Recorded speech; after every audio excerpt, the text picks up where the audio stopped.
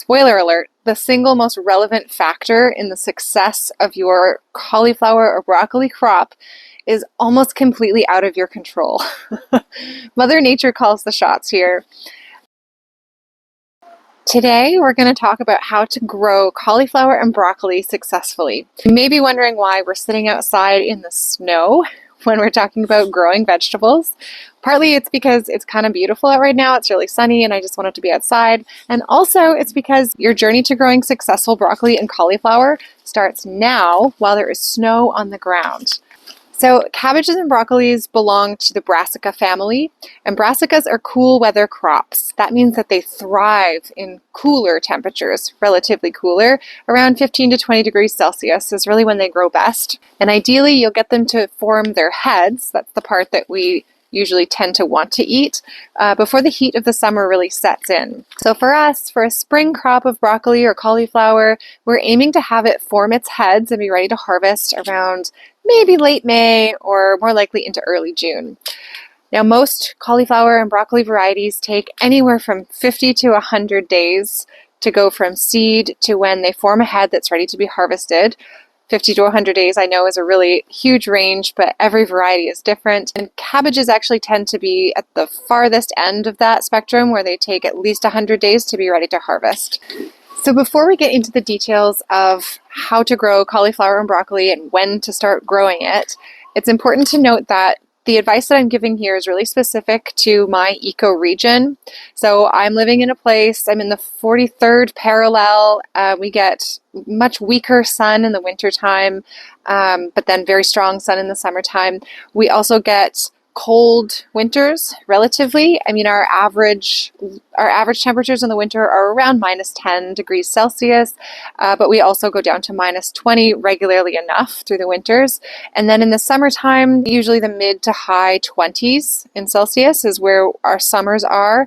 Of course, we also experience a lot of temperature roller coasters where I live.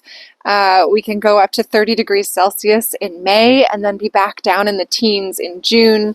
Especially the shoulder seasons, the spring and the fall, are just a roller coaster.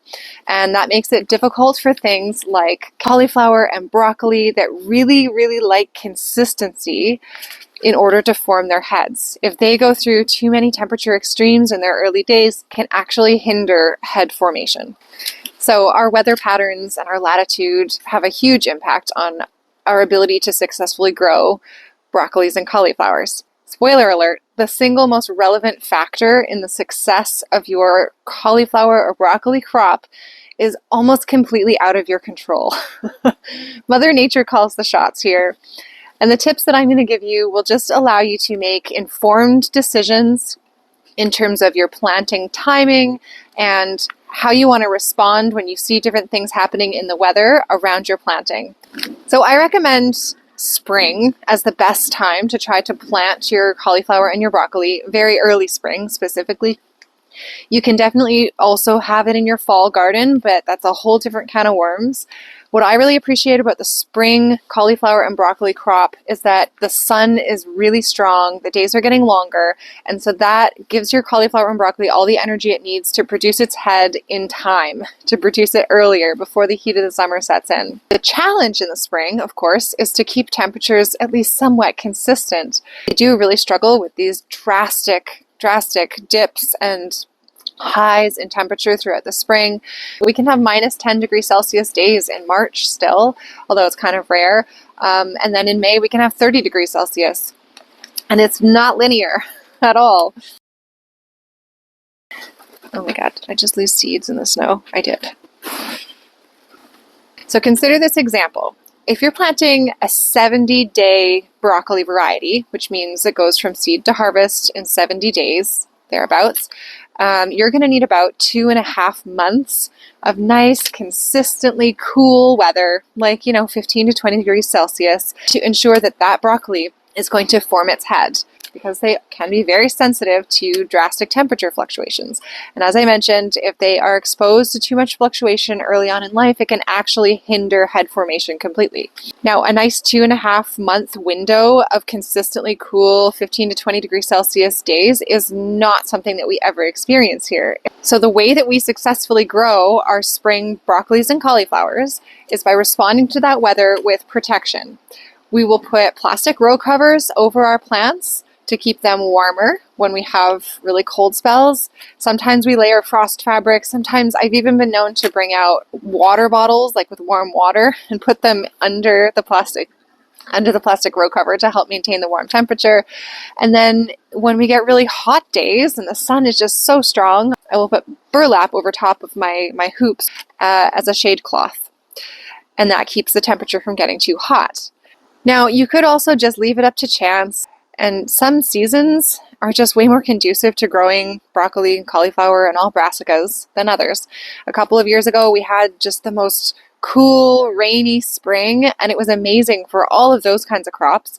But then the warm, loving things, the tomatoes, the peppers, they were a little bit slower to get going. And we, of course, had a lot of fungus issues because it was so moist, so much precipitation that year. So certain years are going to be easier than others to grow this crop. If you want to try to ensure your best chances of success, you do have to be proactive, you do have to follow the weather, and you do have to start them early so that they get growing before the heat of the summer sets in. The other benefit of the early spring planting that I want to mention is that many varieties of broccoli and some varieties of cauliflower will produce these side shoots after you've harvested the main head. And these can go on and on all summer long. And so last summer, we harvested from the Waltham, forms a nice big head, but from these plants, we harvested tons of side shoots all summer long. And it would have gone into the fall, but I removed them for other reasons. Okay, so right now it is early February, and this is the time in my climate to get started sowing my cauliflower and my broccoli seeds. I'm going to sow some cabbages. I'm going to sow some different kinds of brassicas now. And because we're going to go and start sowing seeds, let's head inside and we can do it where my fingers are no longer numb. Also, I just have to share something funny. Here's a really big beauty beet that we left in the garden. I was going to come and harvest that, but whatever. There was another one right there. The bunnies came and have been eating the beets. And then they had extremely red poop. Hopefully you can see how red that is. That is very red poop. There's just all these little piles of red poop all through the garden. Our garden is going to be very well fertilized in the summer because there are buckets of bunny poop everywhere. It's kind of funny. Okay, we're back inside and it's time to start planting. But first I'm going to reference my trusty planting list for the year to find out how many of each brassica I want to start. Okay, so because I'm going to start some of these for sale at the Home and Garden Show, I'm going to plant way more than I need.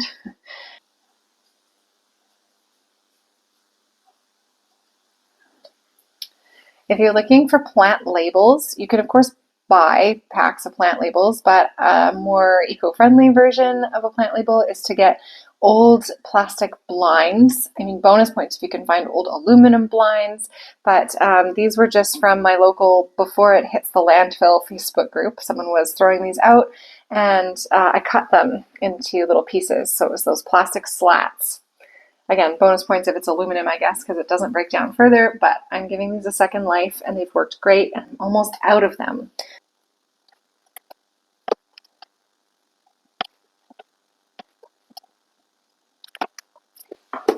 I think I left my seeds in my coat pocket. Hold on. Okay, I'm back. Every year I grow Waltham broccoli. This is a great broccoli for cool seasons, so do try and get it in early spring or in your fall garden. It's a quick to harvest variety, so anywhere from 50 to 75 days. This one will be ready to pick. It should have a head formed by then, and it also does form side shoots. So once you cut off the main head, it will form side shoots for you throughout the rest of the season. If you're looking to buy seeds of the Waltham 29 variety, I can recommend a local to me seed supplier called Hawthorne Seeds. They carry this one. All right, so I'm going to start with 6. I have on my list that I want one of these, only because I'm so limited on space. And I will be potting these up one time. So we start them in these small cells to make sure they all come up. And then of those that do germinate and grow into little plants, the ones for sale I will be putting in newspaper pots. And then the ones for myself, I'll just be potting up into some of my bigger heavy-duty plastic pots. The Oddfall Chinese broccoli, this is a nondescript seed packet because it's my own saved seeds, but it is a really awesome branching broccoli. It never forms the big head, at least I've never had it grow a big head, but it consistently forms side shoots. It does really well in cold temperatures. I've found it to be a little bit more forgiving when it comes to temperature swings, and also it is 55 days to maturity.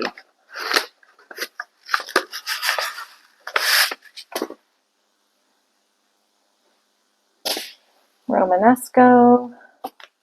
Romanesco seeds from a seed company that I really like. It's a very tiny little seed company they sell on Etsy, and it's based out of Prince Edward Island in Canada, called the Little Island Seed Company.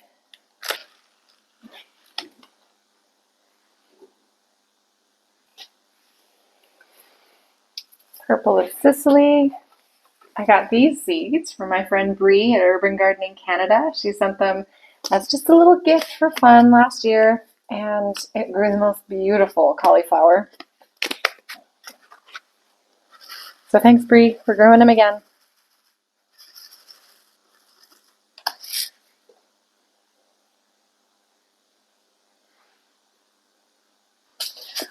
Robber cauliflower is my favorite cauliflower to grow if you want to get a nice big head on your cauliflower. Just like the Waltham broccoli, the robber is really adaptable to fluctuating temperatures. So if you've got extreme highs and extreme lows all throughout your growing season, it doesn't affect these as much. I've always had my robbers go to full head. So they've been really adaptable in my climate. They're also really quick. I think that they're 55 days to maturity. So great ones to start early, even if you have a fluctuating climate in the spring. They should be ready before the heat of the summer sets in. And they consistently grow large heads of cauliflower. I'll put on the screen some of the robbers that I've taken pictures of from my garden in the past. Also, apparently this is an heirloom. I find that surprising, such an adaptable, tight-curded white cauliflower being an heirloom variety, but if it is, maybe I should try to get it to go to seed. Save some seeds.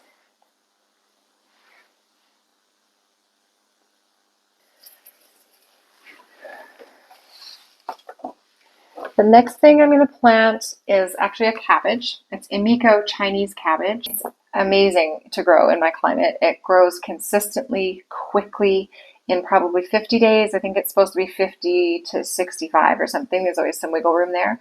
But it grows really well, really early in the spring. It survives through snow. I don't even have to put a cover on this stuff. And you can also grow it in the fall garden because it is so quick to grow and you're not waiting for a head to form. Like, it's almost lettuce-like in that you just need the leaves to grow up. It makes excellent kimchi. I grow enough of this to make my kimchi for the year, and it's really yummy.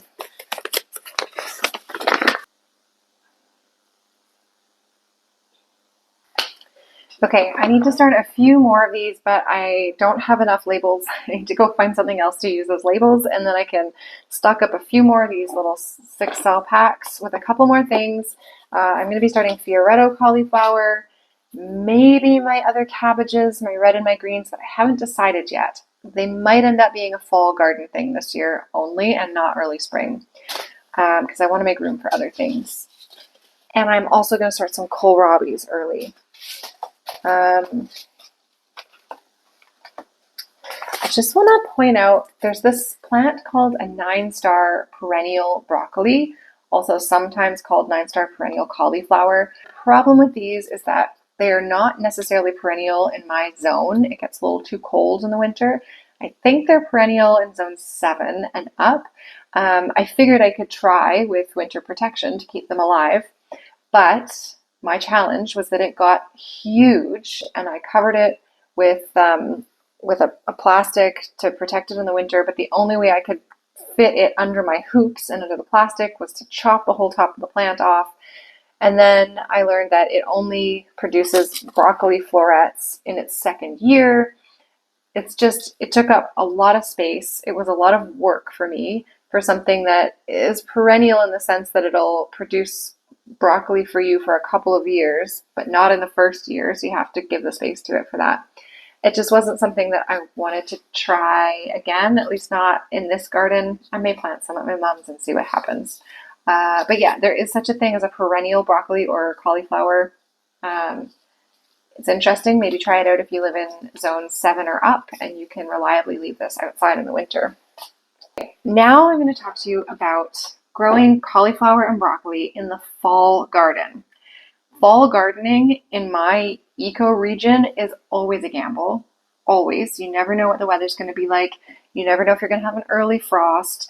And often you have to start things so early. You're essentially starting like your cauliflower and your broccoli in June. So basically in the spring still. And then it grows all summer long. And then it produces a head for you in September.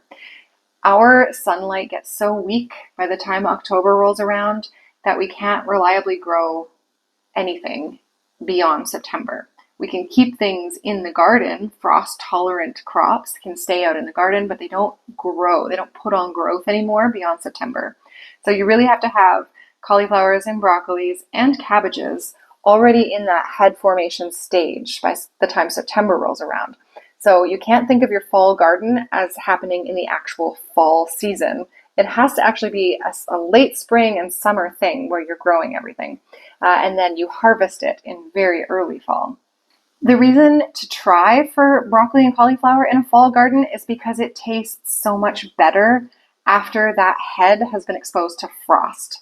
It's really amazing how the taste changes. And if you've bought broccoli at the grocery store in the middle of summer and wondered why it's such a bitter vegetable, try it in season. If you can't grow it yourself in the fall, then find some at a farmer's market, get some locally in September or like early October. It'll be so much sweeter. When those plants are exposed to frost, they do produce more sugars and they get sweeter. This is one of the reasons why I always take the gamble and I try to grow some cauliflower and broccoli in the fall garden. But again, you have to start it late June, maybe early July at the latest. And then of course you have to get heat tolerant varieties, because if you live in a place that gets consistently hot, like for me, it's between 25 and 30 degrees Celsius in August. That's really stressful for cool weather crops like brassicas. So with their love for consistent temperatures, again, it can be tricky. When I do it throughout the summer, I keep them covered in burlap as a shade cloth, and that helps them get through the heat waves. But you know what? I've only maybe once or twice had a cauliflower or broccoli actually form a head for me in September. Even if they don't form heads, you can still eat the leaves. They're delicious. You can blanch them, you can freeze them, you can throw them in your stir fries, whatever. They're still delicious. They taste just like the head, but in a leafy version. So it might be worth trying if you want to try for these for your fall garden. So I guess the main takeaways from this video is that nature is always going to take the lead and determine what's going to work for you. But you can make some wise decisions along the way, like the variety that you're growing. If you want to grow in the spring, push the boundaries and try to grow them as early as possible. If you have the capacity to do some sort of row cover or like a greenhouse protection over them, that's even better. And look for early season varieties or short season varieties, ones that mature really quickly, like 50 to 65 days is ideal for those early crops. If you want to try for the fall crop, look for heat tolerant varieties because they're going to do most of their growing throughout the summer. And at the end of the day, just experiment, try new things, take these tips with you into the garden, but always try new things because your growing conditions are going to be slightly different from mine, even if we're only one town over. Every person's garden has its own little microclimate, so don't be afraid to try things. Broccoli and cauliflower are not hard, they're just a little bit finicky. And so If the weather's perfect, if the conditions are perfect, it's actually incredibly easy. It's seed in the ground or plant in the ground, and Bob's your uncle. There you go with your cauliflower and your broccoli come late spring. But if the weather is just not cooperating, it's going to feel hard, and it's not your fault as a gardener. It's just that these are pretty finicky plants. I hope that you found something of value or something interesting in this video about growing cauliflower and broccoli, and I hope that you'll try one of those this year in your garden if you haven't grown them before. If you have grown cauliflower or broccoli or cabbages, or if you have a ton of experience with brassicas, please tell me about it in the comments. I want this space to be an engaging back and forth where we can share our successes, share what we've tried, and learn from each other. As always, I hope that you'll come and grow with us.